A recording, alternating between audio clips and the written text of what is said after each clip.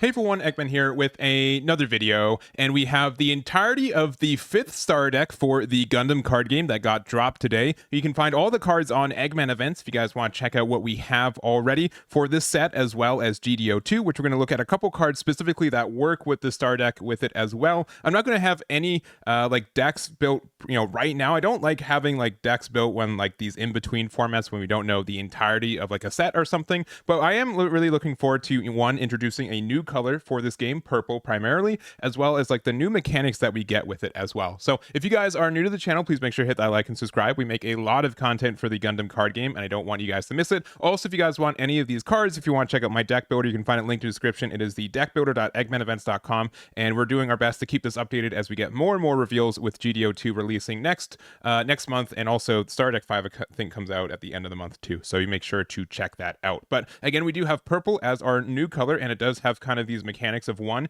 kind of focusing a little bit more on the trash, also the idea of like getting like incremental damage where I damage you and you and myself at the same time, and some kind of additional effects based on being damaged as well. So we're just going to go through the cards from like the low level to the high level through it. So we're going to start off with the CGS mobile worker. So activate main, you can rest this unit, choose one of your units, deal 1 damage to it, and it gets AP +1. So this does have like this issue where it doesn't have AP inherently, but if you have something like 2 of these on the board, you can turn this into a 1/1. I'm not sure if this card is going to be really good. It really depends on how needed it is to damage your own cards, but I think there are some better cards outright to do so. So I don't think this is necessarily one of the better ones. We also do have some vanillas. We've got the grays, which is for the Galahorn, which this is a purple and white star deck. There is mostly just an emphasis on purple cards. There's not like the even split that we've kind of seen through star decks 1 through 4. It's just been a little bit of like flavor added for not only like the show and kind of like the antagonist to the Tekkadan stuff, but just also just having like a double color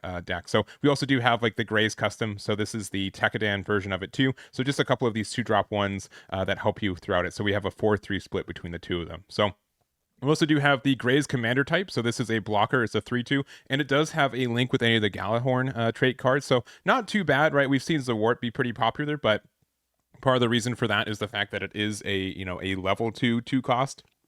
So with the stats like this one, it's going to be kind of tricky to say that the trait for the Galahorn trait is worth giving up a 2-drop, a 2-cost, 2 AP and 4 HP blocker that we have with Gundam Ilford, but it can be good for like just having that link too. So an okay card. I'm not sure how much play it will see too. We also do have the Hyakuren here, so just a vanilla 4/3. So it's kind of like a Rizal, so within purple. So not a terrible card. I know Rizal gets a lot of play, so this could be also just a fantastic unit for like the stats that are involved with it, and does some really good trading into Ilford too, so that is there. We do have our first Barbatos, so this is the second form here. When this unit is damaged, it gets +2 AP, so this also links with Mikazuki, which we can probably just kind of bump to the pilot first to kind of talk about how it works, since it is such a centerpiece for how this deck works. But it's kind of like Amuro, right? It's a level 4 1-cost unit, has a +2 AP, +1 HP, and when paired, choose one of your units and one of your enemy units, and you get to deal 1 damage to them. So it means that you get to like damage your own unit here, which means that you can have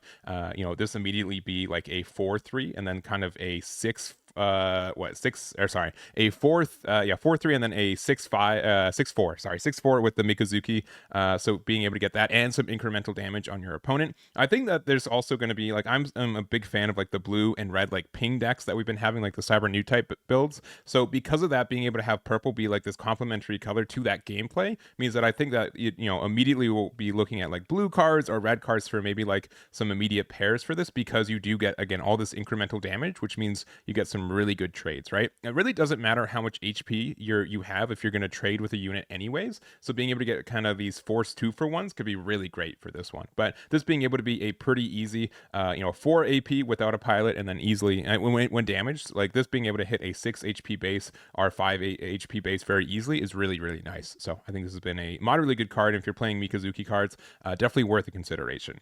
Next up, we've got the Gundam Gusion Rebake here. So destroy, choose one enemy with 4 or less AP, and you get to rest it. So this one's okay. It's also a link with Akihiro as well. So this is kind of the other Tekkadan pilot that we get here. There's also this interesting thing where, I think for the Star Decks 1 through 4, it was 4 of each pilot. For this one, it is 4 of Mikazuki, 3 copies of Akihiro, and then 3 copies of the McGillis as well. So I do think that's an interesting way to make this more of a purple leaned deck. And we do have 10 pilots in this deck compared to the 8 that we'd have for the other 4. But this has this during link. During your turn, when this unit destroys an enemy unit with battle damage, choose one Tekkadan unit with a level 2 or lower from your trash. You get to add it to your hand. So really the only one we get to do that is the Grays custom, but that does let you get some good recycling. And just being able to play a 2/2 for 1 is really great. I don't think there's really anything yet that kind of fits that model right now for the main set, but there could also be some other cards that exist that are good level 2s. So I think that's really great, and it is a +1, so this becomes a 4/5, and then you do get that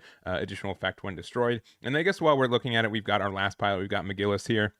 When paired, if you have 2 or more Galahorn or Tekkadan units in play, get to choose one of your enemies with 3 or less HP and rest it. I'll be honest, this is like almost strictly worse Amuro, right? I think like the effect is a little bit tougher. Like the fact that it rests less HP than Amuro and has a strong, like more of a condition to do so is a little bit tough for a card like this. There are some good ways for Galahorn to get some like good, for it to be a good trait to get some links with some cards. But, I will say like obviously blue is more about the resting deck, right? So McGillis being able to kind of change the color dynamics by doing that is fine.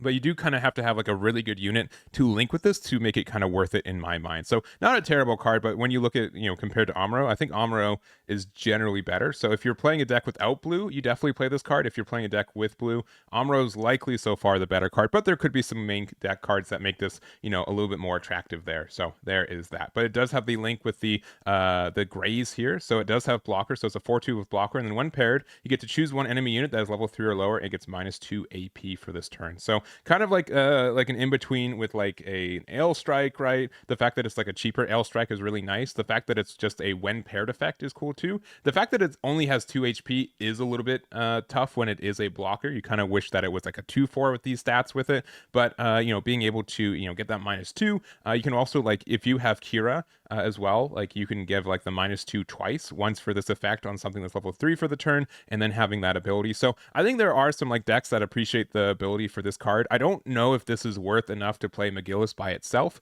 You might just want to like tech this in like another blocker you can use with Kira at times, but I think that the fact that it's just any pilot gets paired with this, you get this effect, is kind of nice, and the fact that it's a blocker is good. It's just like, again, the HP for it is a little bit low, so you do have to be kind of careful of it just getting being able to get KO'd or removed before you get that, especially since there's a lot of removal effects that care about the HP, not as much as the AP for it. But an okay card so far, and you could get some good value there. And then lastly, our last unit is the Gundam Barbatos 4th form here. So deploy, choose one of your other units, deal 1 damage to it. It gets AP +1 during this turn, and while this card is damaged, you do get suppression. So essentially what you can do is you can use Mikazuki to link with this. You can get it for, you can deal 1 damage to itself to get the extra damage, and then you get the suppression for it. So while this unit is damaged, it gets suppression and damage to shields by this attack is the first 2 cards simultaneously. So being able to get like a double damage did not exist before this set. So this could be definitely something worth it. The fact that also it's only cares about being damaged, right? The fact that you don't need to really care about really anything else is also attractive for this. It means that if you get some, like, if you're more of a defensive deck, usually that means that you give up the fact that you're not hitting your opponent's shields very often. So this being able to do so can help you really, really nicely get there. So it could be any of your units too. So I think there are some chances like purple and blue can work really well together because you have so much chances for repair as well. And it's a really unique kind of interaction for having this, like, well, I do 1 damage to myself and you. And I find there's just so many trades that exist in this game where you're already like taking damage. It doesn't matter if your health is at 1 or 2. If you're going to, trade with a battle, it doesn't matter what your health is. So that's something that's kind of interesting. So the last couple of cards, we've got the Isaribi. This is the base, and we only get 4 bases in this deck, which is interesting. I think we got like usually like 4 to 6 in some of the other ones, so only having 4. But activate main, rest of the space, choose one of your damage unit, gets AP +2 during this turn. So it's kind of like a different copy of like the Phasaelis that we got from Red. It's a little bit more conditioned for it, but the fact that it's just like a one cost base, the fact that it's very easy for you to damage your own cards in this deck, I think like you can really like up convert some cards, right? Like for example, let's say like you even have like a Gray's Custom out here. You could do something where you could use like the Mikazuki, the when paired effect on top of anything else to deal 1 damage to it and something else, and then you can get the additional +2 AP here. So this could technically, you know, trade with a 5 HP card if you have a setup like that, which is great. So I think the 1-drops to help you do like kind of like these chump trades in this deck is great. Also the fact that Akihiro lets you recycle them a lot easier, and it's very easy to have one kind of resource open for this. So I think that could be like an early way to get some advantage for a deck like this one. So last, we got some commands here. We've got with Iron and Blood, main in action, choose one of your units, so you get to deal 1 damage to it, and this gets AP +3 for the turn. So being able to get that extra damage is great, and you can also kind of force some trades that your opponent's not expecting, so that can be really helpful. We've got the Unforeseen Incident, which we've seen already. They're going to have a different art for this one. They're not going to have the exact same art, but it's kind of the opposite, right? It's either I get to give myself +3 AP or give you -3 AP. Having both these commands in the same deck, I think, could be pretty nasty. And we also have Fatal Strike. I don't know how I feel about this card. So main, choose one enemy unit that's level 3 or lower, you get to destroy it. So if Gundam Ilfrit is still like really popular, this just being able to get rid of anything for 2 that's level 3 or lower is really good. The burst effect is not terrible either, especially since you're playing a lot of purple cards that already do damage already. So it doesn't seem terrible. I don't know if this is a 4-of. I could definitely see you tech 2 copies of this already, and we'll have to see what the meta looks like with it as well. It can be kind of dead in your hand off like a top deck, but it can, you know, earn you some like points in like the early game and kind of slow down your opponent if they're expecting for their bodies to exist for longer. So all in all, there are some really interesting cards. I really like kind of like the mechanics that work for this deck so far and everything that I've really seen for it. Again, we do have a good amount of cards already revealed for GDO2, and we'll continue to get those in the next couple weeks as well. But I do want to kind of mention a couple cards that are specifically the purple side of it, especially since like a lot of the, I don't think any of the white cards that are revealed are specifically for the Galahorn stuff. But for specifically like the Barbatos, we got like the first form here. So this is an LR attack. If this unit is damaged, you get to draw 1, which is really easy to do so in this deck. So honestly, just having an early card draw engine with this deck is fantastic. It is level 3, so you don't get to use the Akihiro to recycle it, but the fact that it also links with Mikazuki, so it's very easy for this to be like a 5-1 body or 5-2 body, since you deal 1 damage with the Mikazuki to itself and one thing to something else, and then you get to card draw, which just means like you're able to get some really good cycle with this card too. So it doesn't have to also just be with the Mikazuki. You're able to get some good value there, and I love the additional card draw we get from here. We also have the Gundam Gusion Rebake here, the LR as well. So blocker, it's a level 5 4 cost, and deploy, choose one of your units and one of your enemy units. You get to deal 1 damage to each of them. So being able to get this effect, again, like I'm a huge fan of like the incremental ping decks, like the red-blue decks that we have present right now in GDO1, and this card just seems amazing, right? The fact that it's just kind of like a Kshatriya